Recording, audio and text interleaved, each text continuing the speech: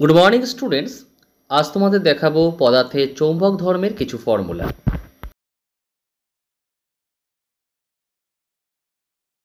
Formula number 1, কোনো দণ্ডচুম্বকের চৌম্বক ভ্রামক P suffix M equal to হয় 2l কিউ সাফিক্স এম।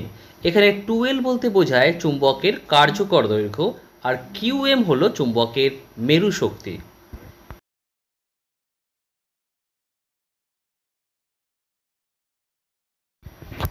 চৌম্বক ভ্রামকের একক হয় অ্যাম্পিয়ার মিটার স্কোয়ার এবং চৌম্বক মেরু শক্তির একক হয় অ্যাম্পিয়ার মিটার। যে কোনো প্রবাহ লুপ চৌম্বক দ্বিমেরুর ন্যায় কাজ করে এবং যার চৌম্বক ভ্রামক হয় P suffix M equal to N I A, যেখানে এন ইকুয়াল টু কুণ্ডলী পাক সংখ্যা, আই ওই লুপের মধ্যে যে তড়িৎ প্রবাহ যাবে সেটি, এবং এ লুপের ক্ষেত্রফল।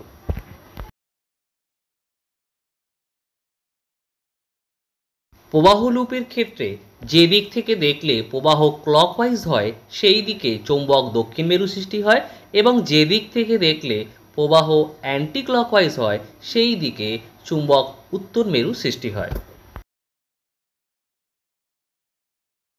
কোনো ঘূর্ণায়মান আহিত কণার চৌম্বক ভ্রামক হয় P suffix M equal to Q V R by 2, অথবা P suffix M equal to হয় কিউ এল বাই 2m, যেখানে কিউ হলো আধান, ভি হলো আহিত কণার গতিবেগ, আর হলো বৃত্তপথের ব্যাসার্ধ। আবার ক্যাপিটাল এল ইকুয়াল টু হয় কণার কৌণিক ভরবেগ, এম হলো কণার ভর। বোর ম্যাগনেটন হলো চৌম্বক ভ্রামকের পারমাণবিক একক এবং যার মান 9.27 ইন্টু 10⁻⁻24 অ্যাম্পিয়ার মিটার স্কোয়ার। কোনো দণ্ডচুম্বককে সুষম চৌম্বক ক্ষেত্রের সাথে থিটা কোণে রাখলে ওই দণ্ডচুম্বকের ওপর একটি টর্ক কাজ করে, যা রাশিমালা হয় P suffix M B sine theta. B চৌম্বক ক্ষেত্র, পি সাফিক্স এম হলো চৌম্বক ভ্রামক। কোনো দণ্ডচুম্বককে সুষম চৌম্বক ক্ষেত্রে θ1 কোণ থেকে θ2 কোণে বিক্ষিপ্ত করতে কৃতকার্যের রাশিমালা হয় W equal to P suffix M B into cos θ1 minus cos θ2। এখানে বি চৌম্বক ক্ষেত্র এবং পি সাফিক্স এম হলো চৌম্বক ভ্রামক।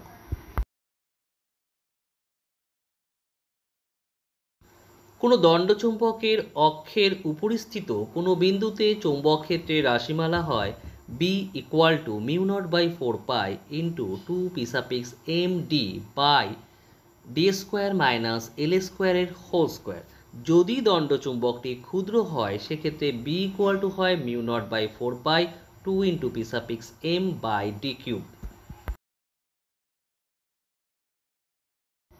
কোনো দণ্ডচুম্বকের লম্ব সমদ্বিখণ্ডকের উপরিস্থিত কোনো বিন্দুতে চৌম্বক ক্ষেত্রের রাশিমালা হয় B equal to mu not by 4 P suffix M by D square plus L স্কোয়ারের হোল টু দি পাওয়ার 3/2। যদি দণ্ডচুম্বকটি ক্ষুদ্র হয় সেক্ষেত্রে বি ইকুয়াল টু হয় mu not by 4 P suffix M by D cube. কোনো দণ্ডচুম্বকের যে কোনো অবস্থানে চৌম্বক ক্ষেত্র হয় B equal to mu not by 4 P suffix M by R cube into √3 cos square theta plus 1।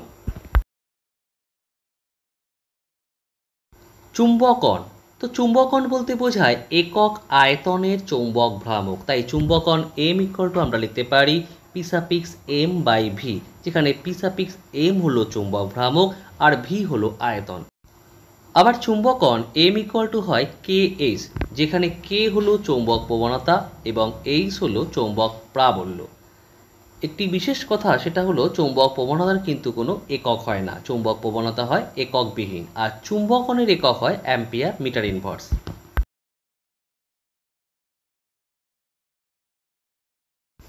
আপেক্ষিক চৌম্বক ভেদ্যতা mu suffix R equal to হয় মিউ বাই মিউ নট, যেখানে মিউ হলো মাধ্যমের চৌম্বক ভেদ্যতা এবং মিউ নট হলো শূন্য মাধ্যমের চৌম্বক ভেদ্যতা। চৌম্বক ক্ষেত্র, চুম্বকন এবং চৌম্বক প্রাবল্যের মধ্যে একটি সম্পর্ক আছে। চৌম্বক ক্ষেত্র বি ইকুয়াল টু হয় mu naught into H plus M, যেখানে এইচ হলো চৌম্বক প্রাবল্য এবং এম হলো চুম্বকন। আবার আপেক্ষিক চৌম্বক ভেদ্যতার সাথেও চৌম্বক প্রবণতার একটি সম্পর্ক রয়েছে, সেটি হলো mu R equal to 1 plus K, এখানে কে হলো চৌম্বক প্রবণতা।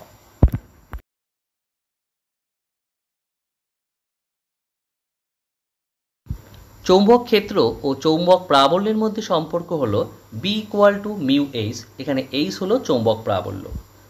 ফর্মুলা নাম্বার 13, সলিনয়েডের অক্ষস্থিত বিন্দুতে চৌম্বক ক্ষেত্রের রাশিমালা হয় B equal to mu NI by L. যদি মিউ না দেওয়া থাকে সেক্ষেত্রে বি ইকুয়াল টু হবে mu naught mu suffix R NI by L. এখানে মিউ নট হলো শূন্য মাধ্যমের চৌম্বক ভেদ্যতা, মিউ আর হলো মাধ্যমের আপেক্ষিক চৌম্বক ভেদ্যতা, এন হলো সলিনয়েডের পাক সংখ্যা, স্মল এল হলো সলিনয়েডের দৈর্ঘ্য।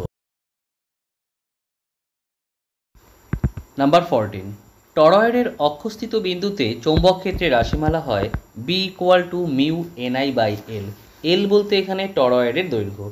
এবার টরয়েডের ব্যাসার্ধ যদি দেওয়া থাকে সেক্ষেত্রে এল ইকুয়াল টু হয় 2 পাই আর, অর্থাৎ সেক্ষেত্রে বি ইকুয়াল টু হবে মিউ এনআই বাই 2 পাই আর।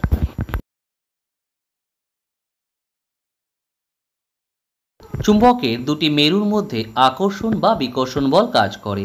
যদি মেরুদ্বয় সমপ্রকৃতির হয় তবে বিকর্ষণ বল কাজ করবে, যদি মেরুদ্বয় বিপরীত প্রকৃতির হয় তবে আকর্ষণ বল কাজ করবে। এবং এই আকর্ষণ বা বিকর্ষণ বলের রাশিমালা হয় F equal to mu not by 4 pi Q1 Q2 by R square. এখানে Q1 এবং Q2 হলো যথাক্রমে মেরুদ্বয়ের মেরু শক্তি এবং আর হলো ওই মেরুদ্বয়ের মধ্যবর্তী দূরত্ব। চৌম্বক ক্ষেত্রের উদাসীন বিন্দু। তো চৌম্বক ক্ষেত্রের উদাসীন বিন্দু বলতে বোঝায় এমন একটি বিন্দু যে বিন্দুতে লব্ধি চৌম্বক ক্ষেত্র শূন্য হয়। এখন এই লব্ধি চৌম্বক ক্ষেত্র শূন্য হতে পারে সমধর্মী মেরুর জন্য, আবার বিপরীতধর্মী মেরুর জন্য।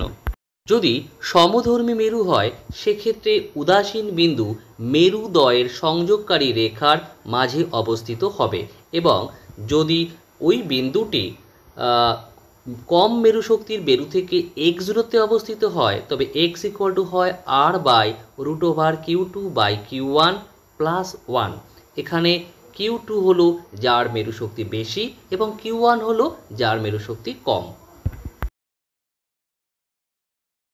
আবার বিপরীতধর্মী মেরুর জন্য উদাসীন বিন্দু কিন্তু হয় মেরুদ্বয় সংযোগকারী রেখার বাইরে এবং সেটি হয় কম মেরু শক্তির মেরুর কাছে, এবং এই দূরত্ব যদি কম মেরু শক্তির থেকে মানে এই দূরত্ব যদি এক্স ধরা হয় তবে এক্স ইকুয়াল টু হয় R by root over Q2 by Q1 minus 1। এখানে Q2 আগের মতোই বেশি মেরুর মেরু শক্তি আর Q1 কম মেরুর মেরু শক্তি। পি সাফিক্স এম চৌম্বক দ্বিমেরু ভ্রামকযুক্ত কোনো দণ্ডচুম্বককে অর্ধবৃত্তাকারে বাঁকানো হলে পরিবর্তিত চৌম্বক ভ্রামক হয় 2 into P suffix M by pi. দুটি দণ্ডচুম্বকের জন্য লব্ধি চৌম্বক দ্বিমেরু ভ্রামক হয় P equal to root over P1 square plus P2 square plus 2P1 P2 cos theta. এখানে P1 ও P2 হলো যথাক্রমে ওই দণ্ডচুম্বক দ্বয়ের চৌম্বক ভ্রামক। এখন দণ্ডচুম্বকের চৌম্বক ভ্রামকের অভিমুখ হয় সাউথ পোল থেকে নর্থ পোলের দিকে। এখানে থিটা বলতে বোঝায় ওই চৌম্বক ভ্রামক দ্বয়ের মধ্যবর্তী কোণ।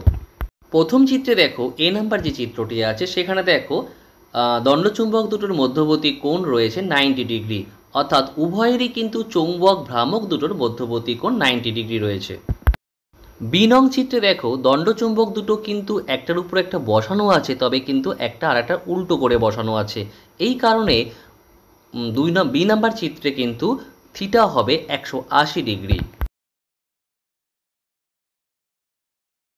চৌম্বক ক্ষেত্রে কোনো চৌম্বক শলাকা সরল দোলগতি সম্পন্ন করলে তার পর্যায়কাল হয় t equal to 2 pi root over I by MB,